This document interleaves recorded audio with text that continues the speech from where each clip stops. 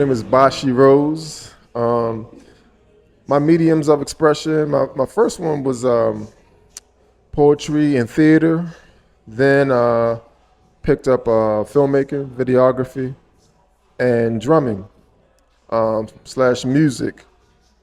Right now, I use music primarily, though I'm still connected to the other two and practice them sometimes. Um, I chose music. I would say music chose me. I um, I was going through some things in my early 20s, um, and I was hanging around some musicians. And at the time, I was primarily doing theater and poetry, and I would hang out at the rehearsal space. I would do, poetry while they played music behind me. Um, Actually did perform a short play at their rehearsal space. And one day I just got on the drums, just messing around, and just got in the groove. And then the other people in the room, musicians and folk, just picked up instruments, started rocking with me. People were coming in from outside dancing, and I just caught a bug and started playing ever since. Was given a drum kit, and then one night I had a drum kit in my mother's basement, and that basement is very special to me. I'm from Park Heights, West Baltimore, and I grew up in that basement. My childhood friends, that was our spot, our hangout spot. We had a turntable, and we roll up our weed, our drinks, and we put on this song by Biz Markie, the instrumental side, "Make the Music with Your Mouth Biz," and then we would sing "Woke One Morning, Tears in My Eyes, You Had Left Me With," while that beat played. So that basement had a lot of like history and energy in it. So I'm in the basement, it's pitch black. I'm on the kit, I'm playing, and next thing you know, this like feeling I never experienced before just like overwhelmed my body. Then I looked up and I saw all these like crazy like silhouettes. And initially, I remember screaming real loud, and a lot of fear just going through me. And then after that, I just looked around, took a deep breath, and got back on the drum kit, and kept playing. And been playing ever since. And what that did for me, it wasn't an instant healing experience, but it was a gradual thing. The more I played, the more I got in tune with my spiritual side and my spiritual legacy. The more I realistically got in tune with my ancestors, and all the literature that I was reading on African diasporic spirituality.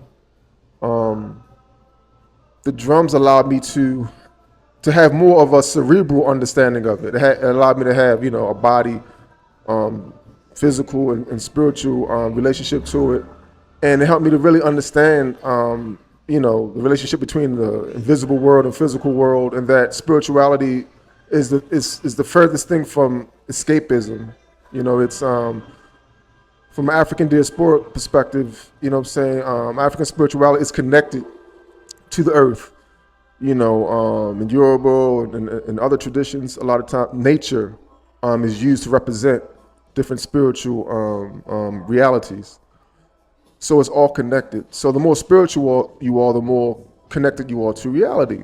And to me, that also relates to, for me, the influence of like dialectic materialism, the influence of Marxism, of black radicalism, and the way revolutionaries in Africa and throughout the so-called third world interpreted Marxism for their revolutionary battles that were taking place, and their organizing. To me, that and African spirituality go hand in hand. I had a chance to visit Cuba, and Cuba, of course, is a socialist government, and it's also a nation that practices, their version of Yoruba, and that's the national religion and spiritual practice. And so I feel like my experience there was just, the energy, the ethos was very strong and powerful. So music allows me to convey that spiritual reality, and also allows me to convey radical ideas and analysis, right? And so music, that process, it, you know, when the audience is engaged, they're using both hemispheres of their brains, you know what I'm saying? So that kind of experience coupled with radical revolutionary ideas, to me, is very useful and dangerous way to express myself. So that's why I chose music. I chose theater.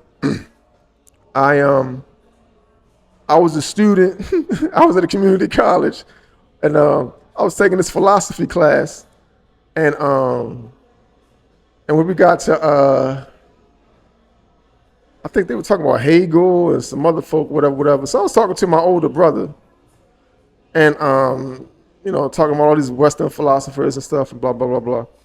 He was like, "Yo, have you ever read Stolen Legacy by George G.M. James, the African Origin of Greek Philosophy?" I was like, "Nah."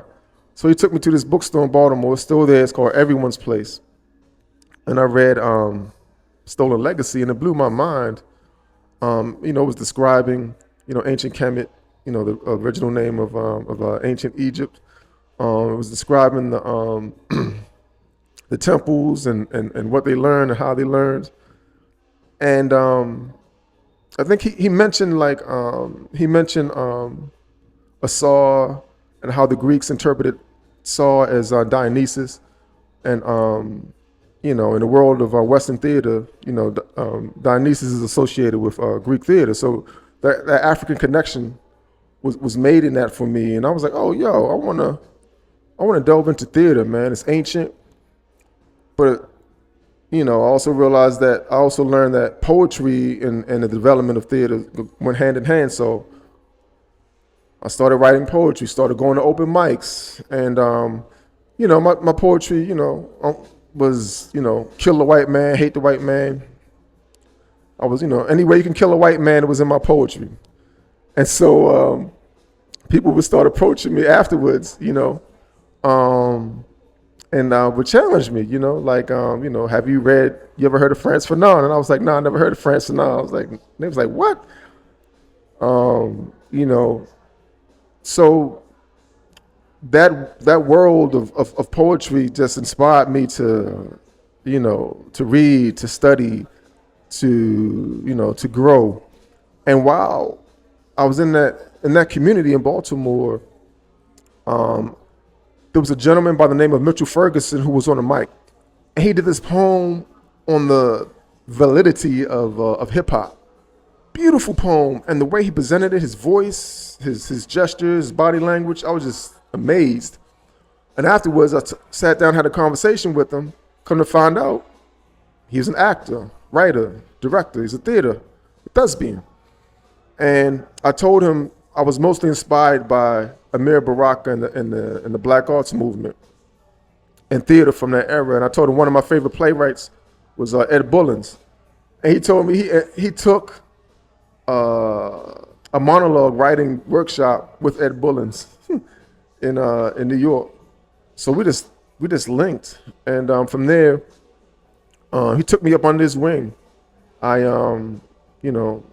read whatever I can get my hands on about theater, studying it, and he actually had me practice it. You know what I'm saying? He got me from the ideas of theory and ideas into actual praxis and practice on stage. And one of the things he emphasized all the time was being present, and the importance of it, and how that doesn't just relate to theater, that relates to your everyday life. And he also emphasized emotional intelligence, and understanding and being in tune with your inner emotions and your history, your personal history, right? That led to your emotional state.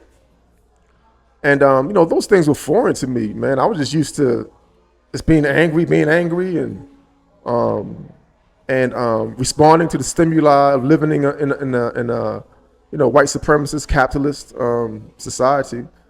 But he helped me to he used theater and poetry to help me to develop a radical analysis of it and to apply it to my everyday life. And primarily, I would say he saved my life, man. Between Mitchell Ferguson and the arts community in Baltimore, it saved my life, man, because, I grew up 70s and 80s in Baltimore. And of course, Ronald Reagan and his flunkies, they contributed to flooding the communities with crack, cocaine.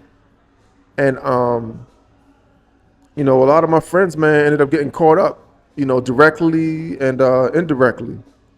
But that artistic community in Baltimore was a haven for me, right? A haven of nurturing, of growth, development. Was it perfect? Nah, you know what I'm saying? But it just provided, a sense of understanding and clarity because, when you don't have that, man, you can easily end up in a situation of, for lack of a better term, like mental illness, alienation, you know what I'm saying? And alienation is a byproduct of Western civilization. You know what I'm saying? If you don't believe me, read all your Western scholars and writers, whatever. Read Dostoevsky, you know what I'm saying?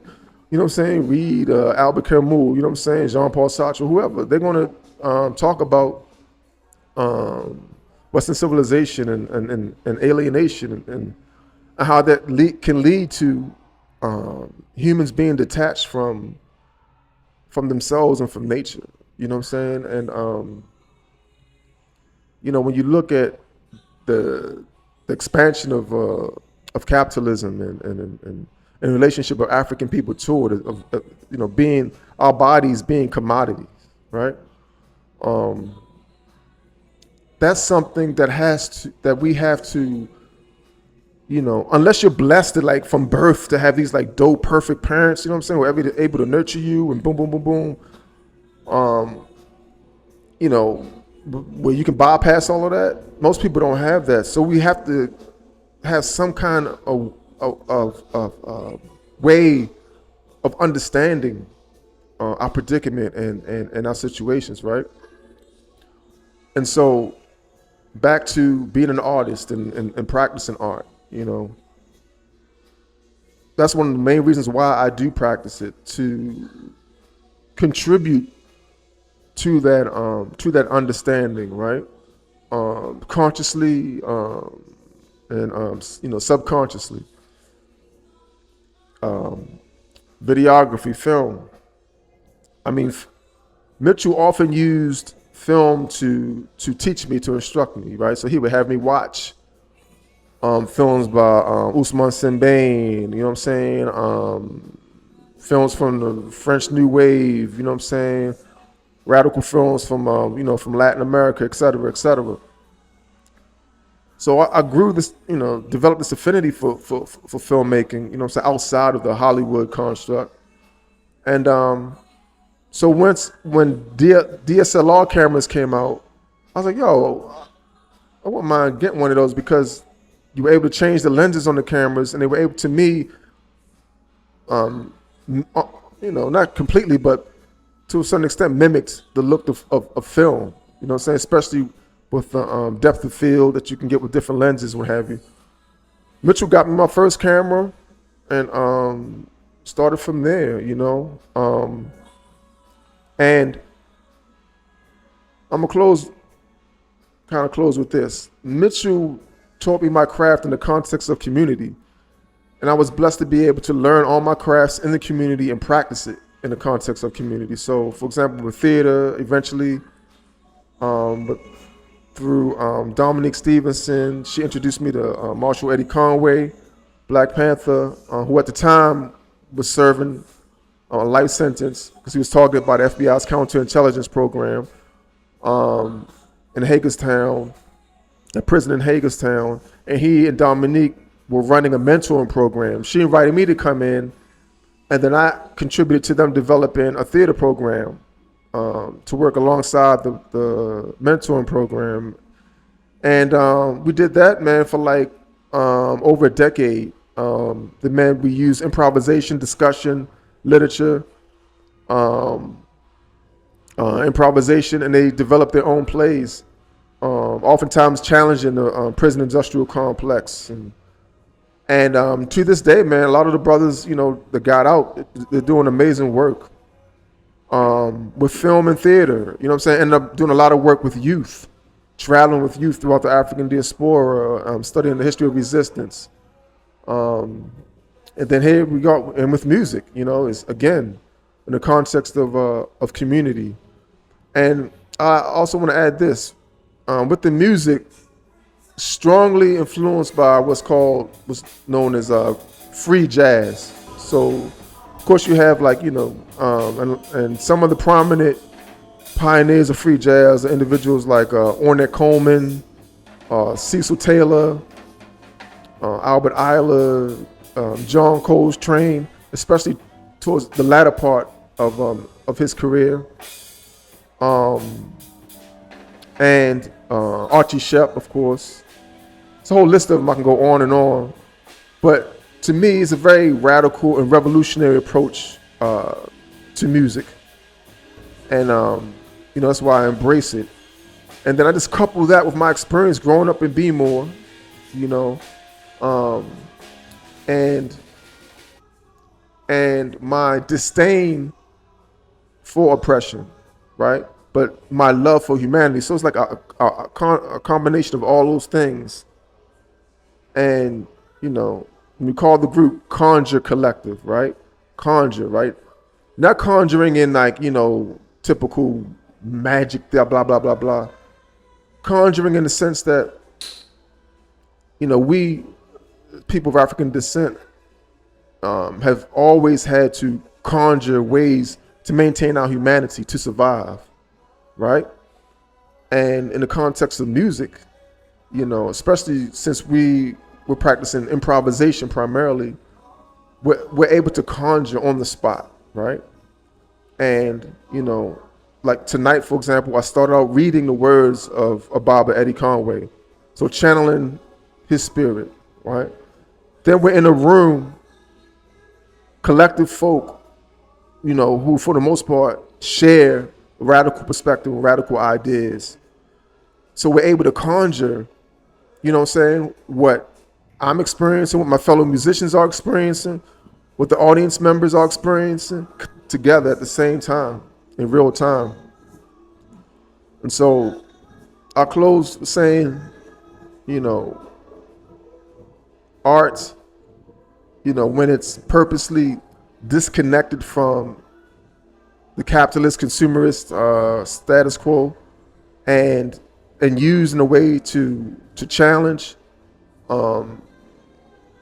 oppression, to inspire, and to allow us to collectively tap into what's perceived as the impossible collectively. Art has the potential to do that, and when it does, it's amazing, and I'm honored, thankful, and humbled to be able to do that. Emperor, King Bishop. So we're here to celebrate, commemorate Black August. So I felt appropriate that I start off by reading an excerpt from Martial Law, The Life and Times of Black Panther, by Marshall Eddie Conway and Dominique Stevenson. That's right. All right. For those of you who don't know, unfortunately, the Baltimore chapter of the Black Panther Party was founded by an agent, Warren Hart, who worked for the National Security Agency right down the street. Eddie Conway observed his fishy actions, reported him to the chapter in New York. They came down, they ran Warren Hart out. After that, J. Edgar Hoover and the FBI really got on Eddie Conway's back. Shortly after, he was accused of murdering a police officer targeted by the counterintelligence program and served almost 50 years in prison. While he was in prison, was organizing the whole time. When he got out of prison, organizing the whole time. The system constantly recreates the experiences of our ancestors. Prisoners, family, and community all seem powerless to change what amounts to a truly destructive system. I can't help but wonder, what will be the ultimate cost to these communities whose residents are already overcome by the post-traumatic stress of slavery and the terror of lynching? And who's going to pay when the bill comes due? These questions remain, yet each individual has dominion over her or his own mind and spirit, as is evidenced by the resistance of our ancestors to the system that enslaved them. In Soledad, Brother George Jackson speaks of the individual who is completely unfettered by circumstances. And it is in that spirit that I have remained the free agent, that individual who refuses to let prison is mine.